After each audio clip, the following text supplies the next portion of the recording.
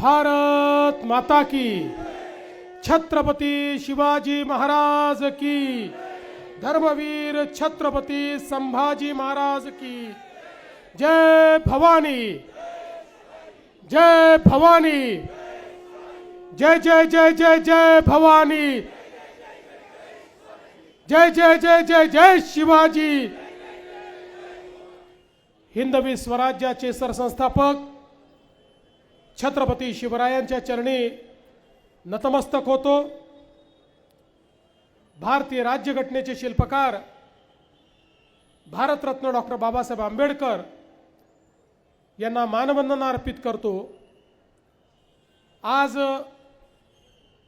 पुणे महानगरपालिकेच्या या प्रचार सभेमध्ये मंचावर उपस्थित असलेले मंत्रिमंडळातील माझे सहकारी चंद्रकांत दादा पाटील, पंकजाताई मुंडे, माननीय मोदीजींच्या मंत्रिमंडळामध्ये महाराष्ट्राचं आणि पुण्याचं प्रतिनिधित्व करणारे आपले लाडके खासदार केंद्रीय राज्यमंत्री मुरलीधर मोहोळजी, आमच्या दुसऱ्या सहकारी माधुरीताई मिसाळ, योगेश टिळेकरजी, भीमराव अण्णा तापकीरजी, हेमंत रासनेजी, जगदीश मुळीकजी, संजय जगतापजी, संग्राम थोपटेजी, राजेश पांडेजी, शेखर वडनेजी, वासुदेव काळेजी, नाना शितोळेजी, बाबा मिसाळजी, प्रमोद टिळेकरजी, शंकरराव भेमरे, दुष्यंत तुपे, त्याचप्रमाणे या ठिकाणी महानगरपालिकेच्या रिंगणामध्ये उमेदवार म्हणून उतरलेले छत्रपती शिवरायांचे मावळे आमचे व्यंकोजी खोपडे, राणीताई भोसले, संदीप बेलदरे, अश्विनीताई चिंधे, प्रतिभाताई चोरघे, वर्षाताई तापकीर, बाळाभाऊ धनकवडे, अरुण राजवाडे, तेजस्वी बदक, रंजना नानी टिळेकर, वृषालीताई कामटे, पूजा कदम, अर्चना जगताप, सुभाष नाणेकर, मंचावर उपस्थित सर्व मान्यवर आणि या ठिकाणी उपस्थित माझ्या सर्व लाडक्या बहिणींनो आणि तितक्याच लाडक्या भावांनो, आज मला अतिशय आनंद आहे। पुण्यनगरीमध्ये जी पुण्यनगरी आई जिजाऊ मासाहेब आणि छत्रपती शिवरायांच्या पुनीत स्पर्शाने पावन झाली, त्या पुण्यनगरीमध्ये पुण्यनगरीच्या सर्व नागरिकांच्या समोर मी उपस्थित आहे आणि म्हणून सर्वात पहिल्यांदा आपल्या सर्वांना प्रणाम करतो आणि नमस्कार करतो। खरं म्हणजे पुण्याची निवडणूक हळूहळू गरम होते। ते दादा बोलतायत, हे दादा बोलतायत, अण्णा बोलतायत, आता जरा निवडणुकीला रंग भरतोय। पण खरं तर मी असं म्हणेन की चर्चा ही जेवढी मागे जाईल तेवढा या ठिकाणी अनेकांना आपण काय केलं हे सांगावं लागेल आणि मग त्यातनं अनेक अडचणी निर्माण होतील। पण मी या निवडणुकीत ठरवलंय, मुंबईमध्ये मला थोडंसं बोलावंच लागतं, कारण उत्तर दिलं नाही तर लोकांना आपण दुर्बल वाटतो। पण बाकी माझा निवडणुकीचा फोकस हा पूर्ण विकासावर आहे। कारण आपलं एक तत्व आहे, शरीफ है हम किसी से लड़ते नहीं, शरीफ है हम किसी से लड़ते नहीं, वरना जमाना जानता है हम किसी के बाप से डरते नहीं।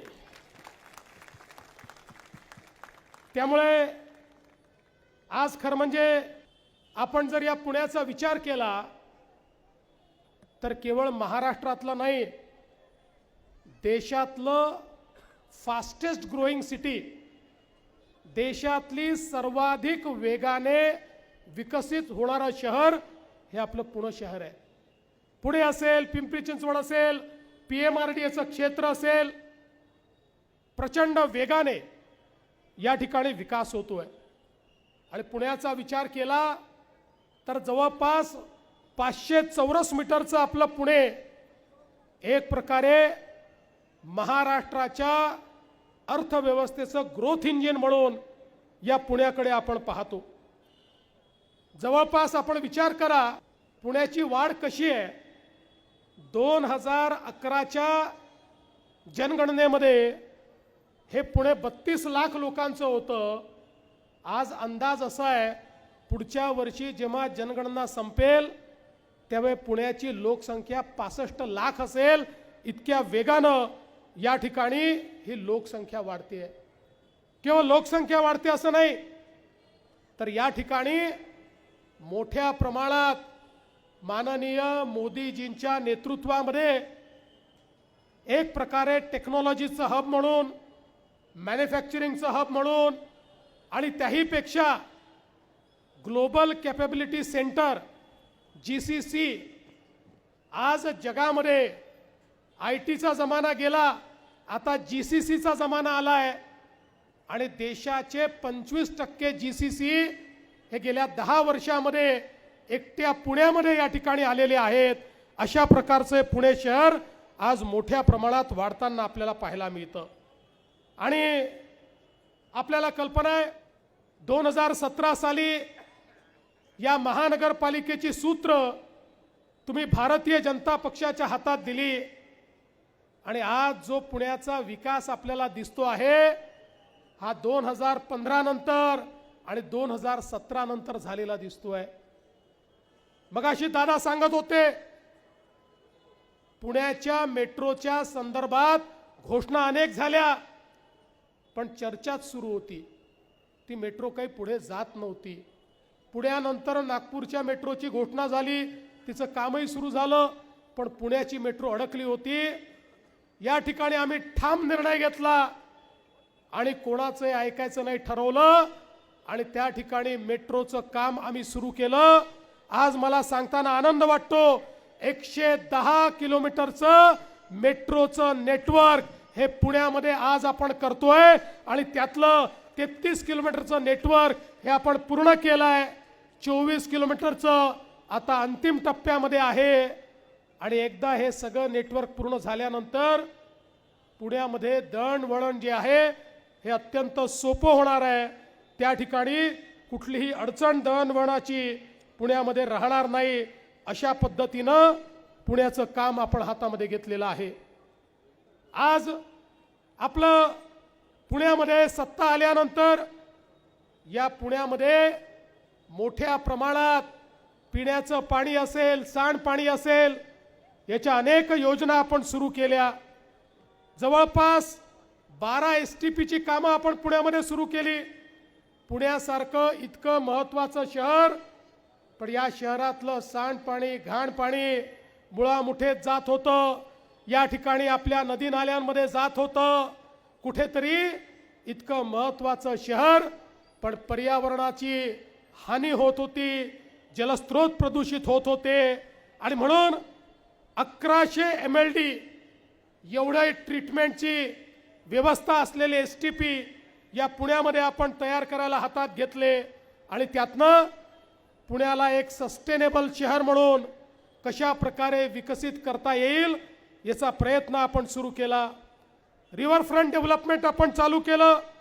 जवळपास 88 किलोमीटरचा किनारा या नदीचा त्या ठिकाणी आपण तयार करतो.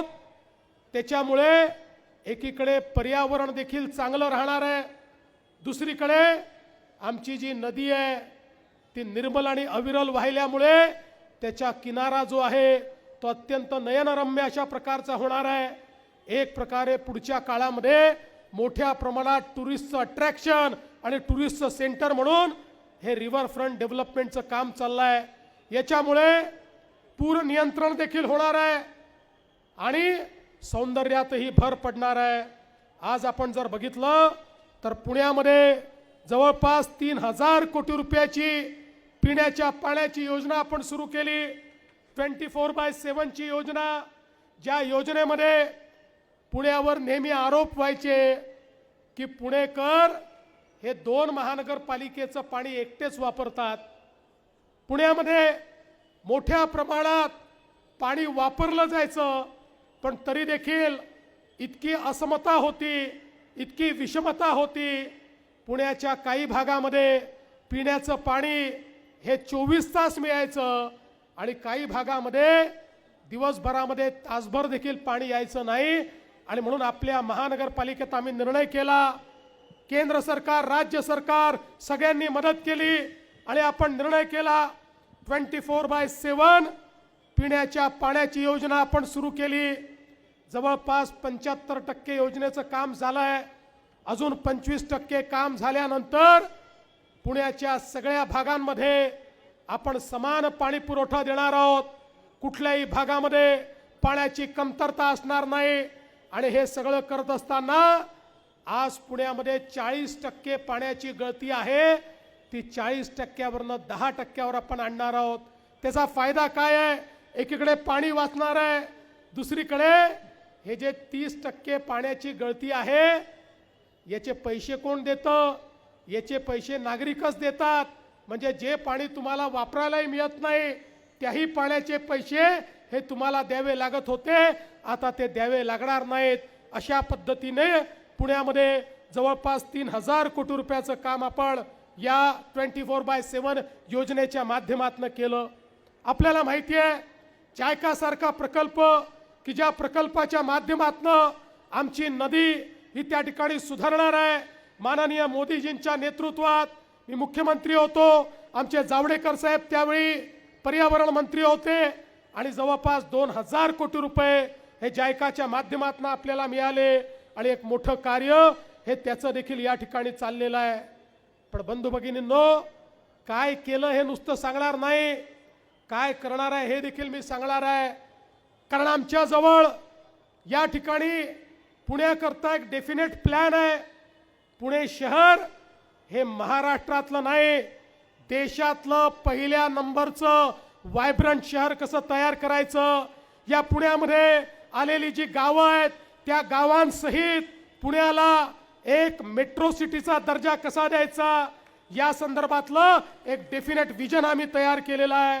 आणि म्हणून मला सांगताना या ठिकाणी आनंद वाटतो की आम्ही 2030चा एक पुण्याचा कॅपिटल इन्व्हेस्टमेंट प्लॅन तयार केला आहे।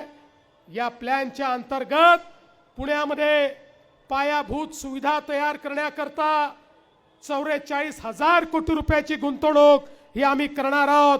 आणि या 44,000 कोटी रुपयामध्ये पुण्यामध्ये पायाभूत सुविधा निर्माण करून पुण्याचा ट्रॅफिक आणि पुण्याच्या व्यवस्था या कशा प्रकारे चांगल्या होतील हा आमचा प्रयत्न असणार आहे।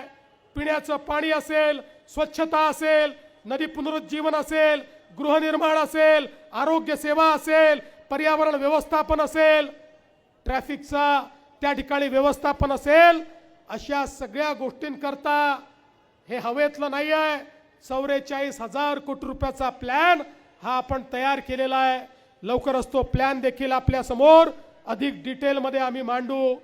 जवळपास आता या पुण्याकरता विकसित महाराष्ट्रासोबत विकसित पुणे देखील तयार करण्याचा निर्णय आपण घेतलेला आहे आणि त्या संदर्भात आपण पुणे ग्रोथ हब तयार करतो।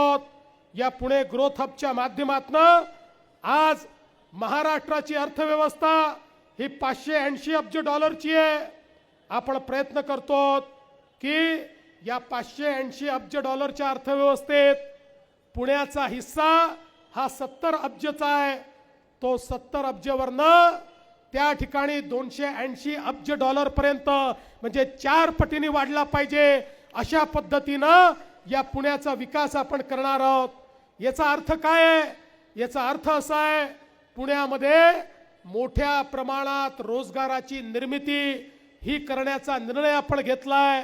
हे पुणे हे देशातले एक वायब्रंट शहर म्हणून या ठिकाणी काम करताना आपल्याला पाहायला मिळेल।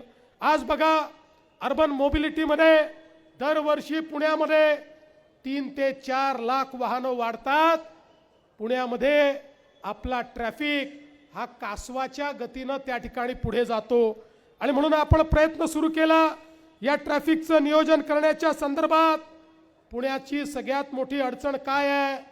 एकूणच जर पुण्याचा विचार आपण केला तर देशामध्ये सर्वात कमी रस्ते हे पुण्यामध्ये आहेत। एकूण पुण्याचं त्या ठिकाणी जर रस्त्याचा हिस्सा बघितला तर केवळ 9% रस्ते आहेत पुण्यामध्ये. म्हणजे आपण जर इतर कुठल्या शहराचा विचार केला 18%, 22% रस्ते असलेली शहरं ही आपल्याकडे आहेत. पण आपल्या देशातलं प्रमुख शहर असलेलं पुणे हे अशा प्रकारे त्याचं नियोजन केलं. आता कोणी केलं हे मी सांगणार नाही, मला त्याच्यात जायचं नाही, मी राजकारणात पडत नाही. पण ज्या कोणी नियोजन केलं असेल पुण्यामध्ये केवळ 9% हे रस्ते या ठिकाणी आहेत. आणि म्हणून आता या रस्त्यांच्या भरोशावर जो काही ट्रॅफिक आपण करतोय, जवळपास 32 रस्ते पुण्यातले असे आहेत की ज्याच्यावर पुण्याचा 80% ट्रॅफिक चालतो. आणि या 32% रस्त्यांवर त्यांच्या कॅपॅसिटीच्या 2 पट किंवा 2.5 पट ट्रॅफिक आहे. त्यामुळे कदाचित महाराष्ट्रामध्ये पीक अवरला सगळ्यात कमी वाहनांची गती या पुण्यामध्येच आहे. 10 ते 12 किलोमीटर प्रति तास एवढ्या गतीनं केवळ या ठिकाणी वाहनं चालतात. आणि जोपर्यंत याची इम्प्रूव्हमेंट आपण करणार नाही तोपर्यंत पुण्याची वाहतूक ही आपण सुरळीत करू शकणार नाही. आणि म्हणून एक मोठा प्लॅन आपण तयार केलाय. एकीकडे मेट्रोचं जाळं, दुसरीकडे या पुण्यामध्ये 4000 इलेक्ट्रिक बसेस आपण घेतो आहोत की ज्याच्या माध्यमातून पब्लिक ट्रान्सपोर्टचं स्ट्रेंथनिंग आपण करतो आहोत. आणि यासोबत हे जे 32 रस्ते मी सांगितले, या 32 रस्त्यांना देखील मोठ्या प्रमाणात त्या ठिकाणी त्याचं वाइडनिंग करणं, त्याचं डीबॉटलनेकिंग करणं, त्याच्यामध्ये जिथे ट्रॅफिक स्लो होतो त्या ठिकाणी इम्प्रूव्हमेंट करणं, या संदर्भात आर्टिफिशियल इंटेलिजन्सचा उपयोग करून आपण ट्रॅफिक सिम्युलेशन स्टडी केलाय. आणि या ट्रॅफिक सिम्युलेशन स्टडीच्या माध्यमातून कुठे बॉटलनेक आहे ते शोधून काढलेलं आहे, त्या ठिकाणी कशा प्रकारे काम करता येईल याची योजना तयार केली आहे. एकीकडे हे 32 रस्ते आपण गतिमान करणार आहोत आणि त्यासोबत 8 उड्डाणपुलाचं काम प्रगतीपथावर आहे.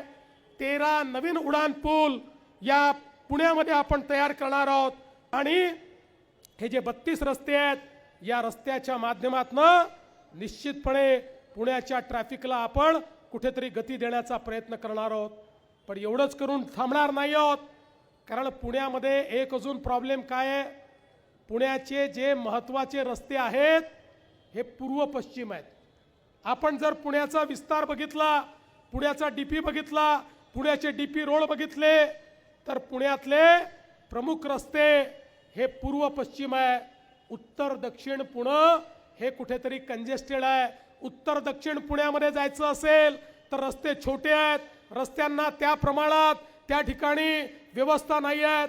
आणि म्हणून आता पुण्याला आपण नव्याने जागा तर तयार करू शकत नाही. आणि मग काय करायचं, म्हणून आम्ही निर्णय घेतलाय आता पुण्याचा ट्रॅफिक नियमित करण्याकरता एक पाताल लोक आम्ही तयार करणार आहोत. पाताल लोक म्हणजे आता जमिनीवर जागा नाही, फ्लायओव्हर बांधले, आकाशात जागा नाही, आता पाताळात जायचा निर्णय घेतलेला आहे. पुण्याचा ट्रॅफिक चांगला करण्याकरता या ठिकाणी पाताळात आम्ही जाणार आहोत. आम्ही जवळपास 54 किलोमीटरचे टनेल्स म्हणजे पाताळातले रस्ते, भुयारी मार्ग या पुण्यामध्ये तयार करणार आहोत. आणि त्यातला पहिला मार्ग कात्रज पासूनच सुरू करणार आहोत. हे 54 किलोमीटरचे जे मार्ग आहेत यामध्ये येरवडा टू खडी machine, Swargate, racecourse, Jagtap dairy पासून सिंहगड, पाषाण, कोथरूड, कात्रज, औंध, संगमवाडी, खडकी असा सगळा भाग हा या रस्त्यांनी, आणि त्याचं मी हवेत बोलत नाही, त्याचा पूर्ण प्लॅन आणि नकाशे आमचे तयार झालेले आहेत. आणि हे सगळे अंडरग्राऊंड रस्ते झाल्यानंतर अंडरग्राऊंड रस्ते आपले 32 रस्ते मोठे करणं आणि हे सगळे या ठिकाणचे नवीन 13 आणि 8 21 उड्डाणपूल याच्या माध्यमातून या पुण्याच्या ट्रॅफिकला चालना देण्याचं काम आम्ही करू. जवळपास 32,000 कोटी रुपये, जे 44,000 सांगितले त्यापेक्षा वेगळे 32,000 कोटी रुपये हे अंडरग्राऊंड रस्त्यांकरता या ठिकाणी आम्ही वापरणार आहोत. आणि यासोबत मी मागच्या काळात आपल्याला सांगितलं होतं जेव्हा 2017-18 साली की पुण्याला रिंग रोड आम्ही करतो. पुण्याच्या रिंग रोडचं काम आपण सुरू केलं आहे. आउटर रिंग रोडमध्ये 12 पैकी 9 पॅकेजचं काम सुरू केलेलं आहे. 55,000 कोटी रुपये त्याला दिले आहेत. 169 किलोमीटरचा रिंग रोड आहे. इनर रिंग रोडमध्ये 14,000 कोटी रुपयाचा इनर रिंग रोड आहे. या दोन्हीमुळे पुण्यात येणारा जो ट्रॅफिक आहे हा 40% कमी होईल आणि त्यामुळे पुन्हा पुण्याचे रस्ते डिकंजेस्ट होतील. आणि एवढंच नाही तर यासोबत पुण्याकडनं नगरकडे जाणारा रस्ता, पुण्याकडनं सोलापूरकडे जाणारा रस्ता, पुण्याकडनं नाशिककडे जाणारा रस्ता, या सगळ्या रस्त्यांवर माननीय गडकरी साहेबांच्या माध्यमातून त्या ठिकाणी डबल डेकर पूल तयार करून खाली रस्ता, त्याच्यावर उडान पूल आणि त्याच्यावर मेट्रो अशा प्रकारचं डिझाईन तयार करून आणि सगळे हे रस्ते डिकंजेस्ट करण्याचं काम या ठिकाणी आपण पुण्यामध्ये करणार आहोत. आणि म्हणून एक विजन घेऊन आम्ही आलेलो आहोत. संपूर्ण पुणे कसं बदलता येईल या संदर्भातले विजन आहे. आणि बंधू भगिनींनो, हे जे काही मी सांगतो आहे या प्रत्येक गोष्टीचा आराखडा हा तयार केल्यानंतर त्याचं फंडिंग कसं करायचं या संदर्भातला विचार केल्यानंतर या ठिकाणी हे सगळं काम आपण करतोय. आपण विचार करा, मागच्या काळात मी जेव्हा मुख्यमंत्री होतो त्यावेळी PMRDAची मी स्थापना केली. आज PMRDA नसतं तर पुण्याच्या आउटर भागाची अवस्था काय झाली असती. गेल्या 5, 7, 8, 10 वर्षामध्ये हा सगळा भाग त्या ठिकाणी अव्यवस्थित झाला असता. त्या सगळ्या भागामध्ये केवळ अतिक्रमण आपल्याला दिसली असती. पण आज PMRDA मुळे पुण्याचा सगळा आउटर भाग हा आपण नियमित करतोय. आणि आता तर या सगळ्या भागाचा आपण नव्याने प्लॅन तयार करतो, ज्याच्यामुळे पुणे असेल, पिंपरी चिंचवड असेल आणि त्यानंतर PMRDAचं क्षेत्र असेल, हे एक देशातलं अतिशय प्लॅन्ड अशा प्रकारचं क्षेत्र असेल आणि त्या माध्यमातून मोठ्या प्रमाणात हे काम आपण करणार आहोत. एवढंच नाही तर आपल्याला कल्पना आहे, पुण्याहून मुंबईला जात असताना पुणे मुंबई रोडवर आपण मिसिंग लिंकचं काम आता पूर्ण करायला आणलंय. मार्च पर्यंत हे काम आम्ही पूर्ण करू आणि त्यानंतर मुंबईहून पुण्याला जायचा जो तुमचा वेळ आहे तो अर्ध्या तासाने त्या ठिकाणी कमी होईल आणि मुंबई पुणे एक्सप्रेसवेवर कधीच ट्रॅफिक जॅमचा सामना आपल्याला करावा लागणार नाही. आपण आता पुण्यामध्ये या महानगरपालिकेमध्ये एक प्रकारे ट्रान्सपरन्सी आणण्याचा प्रयत्न करतो. Integrated command and control system centre हे त्या ठिकाणी उभारतो, ज्याच्यामध्ये 3D मॉडेलिंगचं पहिलं जे 3D ट्विनिंग असतं त्याचं पहिलं मॉडेल या पुण्यामध्ये आपण तयार करतो. त्याचा अर्थ काय आहे? त्याचा अर्थ असा आहे, अगदी सोप्या शब्दात सांगायचं झालं तर लोकाला नव्याने अतिक्रमण करता येणार नाही, इल्लीगल बांधकाम करता येणार नाही आणि नकाशे मंजुरीला टाकले तर ते महानगरपालिकेच्या अधिकाऱ्यांच्या भरोशावर राहणार नाहीत. महानगरपालिकेचे अधिकारी नकाशे मंजूर करण्याकरता चिरीमिरी मागू शकणार नाहीत. आता आर्टिफिशियल इंटेलिजन्सचा पूर्ण उपयोग करून अशा पद्धतीचं मॉडेल आपण तयार करतोय की आता नकाशा तुमचा योग्य आहे की नाही हे सांगायला इंजिनियरची आवश्यकता नाही आहे. आर्टिफिशियल इंटेलिजन्सचं जे प्लॅटफॉर्म आहे तो प्लॅटफॉर्मच सांगेल आणि त्याच्यावर इंजिनियरला मुकाट्याने सही करावी लागेल. आणि एखादं जर त्या ठिकाणी कन्सेशन हवं असेल तर त्याही संदर्भात ते कन्सेशन नियमात बसते की नाही हेही आर्टिफिशियल इंटेलिजन्सचा प्लॅटफॉर्म सांगेल. म्हणजे पारदर्शी प्रामाणिकता ही या ठिकाणी आणण्याचं काम आपण करतोय. एक CCTVचं नेटवर्क आपण उभं केलंय. आता त्याच्या पलीकडचं आर्टिफिशियल इंटेलिजन्स लेड आपण एक अशा पद्धतीचं या ठिकाणी CCTVचं नेटवर्क तयार करतो. हे नेटवर्क पुढच्या काळामध्ये आर्टिफिशियल इंटेलिजन्सचा वापर करून पुण्याला सेफ सिटीमध्ये त्या ठिकाणी परिवर्तित करेल. पुण्यामध्ये एक प्रकारे पोलिसांचे डोळे म्हणून हे काम करेल आणि या माध्यमातून आपण पुण्यामध्ये इंटेलिजंट ट्रॅफिक मॅनेजमेंट सिस्टीमचा वापर करून, या संपूर्ण कॅमेऱ्यांचा वापर करून एक प्रकारे पुण्याची जी सिग्नलिंग सिस्टीम आहे ती देखील स्मार्ट केलेली आहे. त्याचा दुसरा टप्पा आपण करतो जेणेकरून आपल्याला सॅटेलाइटच्या माध्यमातून कुठे ट्रॅफिक आहे, कुठे तो चाललाय, कुठे कमी आहे, कुठे डायव्हर्ट केला तर आपण ट्रॅफिक कमी करू शकतो, अशा पद्धतीच्या सगळ्या गोष्टी या ठिकाणी आपल्याला पाहायला मिळतील आणि त्या माध्यमातून मोठ्या प्रमाणात आपण पुण्याचं ट्रॅफिक जे आहे ते या ठिकाणी मॅनेज करू शकू. आज जरी या ठिकाणी पाणी पित असलो तरी निवडणुकीमध्ये विरोधकांना पाणी पाजणार आहे. आणि म्हणून पुण्यामध्ये जी गावं आलेली आहेत, वेगवेगळ्या टप्प्यांमध्ये वेगवेगळी गावं आली, या सगळ्या गावांना पिण्याचं पाणी, या सगळ्या गावांना घनकचऱ्याचं व्यवस्थापन, या सगळ्या गावांमध्ये भुयारी गटाराची योजना, या सगळ्या गोष्टी आपण केल्या आहेत. आणि आता माननीय मोदीजींच्या नेतृत्वामध्ये पुणे एक स्वच्छ शहर म्हणून या ठिकाणी आपण तयार करतो. पण त्यासोबत या पुण्यामध्ये संपूर्ण 100% घनकचरा जो आहे त्या घनकचऱ्याचं व्यवस्थापन झालं पाहिजे, 100% प्रक्रिया झाली पाहिजे. पुणे हे देशातलं सस्टेनेबल शहर झालं पाहिजे, या दृष्टीने देखील एक आराखडा आपण तयार केला आहे. 1 किलो कचरा देखील या ठिकाणी त्याच्यावर प्रक्रिया झाल्याशिवाय डंप होणार नाही. कदाचित त्याला 4-5 वर्ष लागतील, पण याचं काम हे तात्काळ आपण सुरू करणार आहोत. एवढंच नाही तर पुणे महानगरपालिकेच्या 320 प्राथमिक शाळा आहेत, या सगळ्या प्राथमिक शाळा आणि 43 माध्यमिक शाळा, या सर्व शाळांना त्यांचं आधुनिकीकरण आपण करतोय आणि त्यातनं स्मार्ट शाळा तयार करून आमच्या महानगरपालिकेच्या शाळेत शिकणारे जी मुलं आहेत त्या मुलांना देखील अतिशय आधुनिक शिक्षण मिळालं पाहिजे, हा आपला प्रयत्न असणार आहे. आमचे मुरली अण्णा महापौर असताना एक त्यांनी स्वप्न बघितलं, भारतरत्न अटल बिहारी वाजपेयी मेडिकल कॉलेजचं. हे मेडिकल कॉलेज अस्तित्वात आलं, 700 बेडेड रुग्णालयाचं काम देखील आता आपण हातामध्ये घेतो आणि त्यासोबत या ठिकाणी गरिबांना चांगले उपचार मिळावे म्हणून PPP मोडवर काही रुग्णालय या ठिकाणी आपण तयार करतो. 25 स्पेशलिस्ट डॉक्टरची नियुक्ती आपण करतो. त्यामुळे एक प्रकारे पुण्याचं आरोग्य देखील सर्वसामान्यांना परवडेल अशा पद्धतीनं त्या ठिकाणी नियंत्रित करण्याचं काम हे आपल्या माध्यमातून चाललंय. आज पुण्यामध्ये पूर नियंत्रणाची कामं हातामध्ये घेतली आहेत, 300 कोटी रुपये त्याला दिलेत. क्रॉनिक स्पॉटवर 300 कोटी रुपये आपण दिलेत, रिटेनिंग वॉलसाठी 200 कोटी रुपये आपण दिलेत.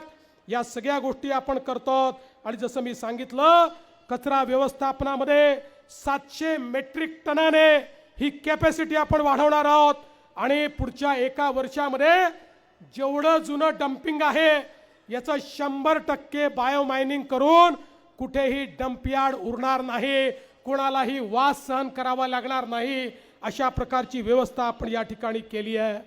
बंधू भगिनींनो, प्लॅन फार मोठा आहे आणि रात्रही उशीर होते. पुढच्याही सभा आहेत, काही प्लॅन पुढच्याही सभेमध्ये मांडणार आहे. पण तुम्हाला एवढंच सांगतो, या पुण्याची दुसरी ओळख ही सांस्कृतिक नगरी म्हणून आहे. या पुण्याची ओळख या ठिकाणी एक प्रकारे या पुण्याला ज्या ज्या लोकांनी खऱ्या अर्थानं समृद्ध केलं, छत्रपती शिवरायांपासनं महात्मा ज्योतिबा फुल्यांपर्यंत, क्रांतिज्योती सावित्रीबाई फुलेंपर्यंत, लहुजी वस्तादांपर्यंत, या ठिकाणी या पुण्यामध्ये प्रत्येकाचं स्मारक हे तयार करण्याचं काम आपण करतो आहोत. आणि मला हा विश्वास आहे की येत्या काळामध्ये हे पुणे देशातलं एक प्रमुख शहर म्हणून या ठिकाणी आपल्याला पाहायला मिळेल. आणि 5च वर्ष आम्हाला मिळाली, 5 वर्षात आम्ही केलेलं काम हे या ठिकाणी आपल्याला सांगितलं. मी परवाच पुण्यामध्ये येऊन 3000 कोटी रुपयाच्या कामाची सुरुवात करून गेलो, 9000 कोटी रुपयाची कामं या ठिकाणी चालली आहेत. त्यामुळे कोणी जर आम्हाला विचारणार असेल तुम्ही नेमकं काय केलं, तर त्यांनी प्रत्येकाने एकदा आरसा पाहावा, एवढीच माझी त्यांना विनंती असणार आहे. आणि आता हे जे काही या ठिकाणी सांगितलं आहे यातली प्रत्येक गोष्ट आम्ही करून दाखवू. बघा, मुंबईमध्ये मी ज्यावेळेस बोलायचो मुंबई बदलून दाखवू, लोक वेड्यात काढायचे, पण मुंबई देखील आम्ही बदलली. आज मुंबई असेल, पुणे असेल, नागपूर असेल, नाशिक असेल, प्रत्येक शहर हे माननीय मोदीजींच्या नेतृत्वात आम्ही बदलतोय. याचं एकमेव कारण आहे, आता मोदीजींनी आम्हाला इतक्या योजना उपलब्ध करून दिल्या आहेत, पूर्वी एखादी योजना करायची, पैसा कुठून आणायचा हा विचार करावा लागायचा, पण आज याच मंचावरनं मी जवळपास 80,000 कोटी रुपयाचे प्लॅन्स तुम्हाला सांगितलेत आणि दाव्यानं सांगतो 5 वर्षामध्ये हे प्लॅन एक्झिक्यूट करून दाखवील, या पुण्याचा चेहरा बदलून दाखवू.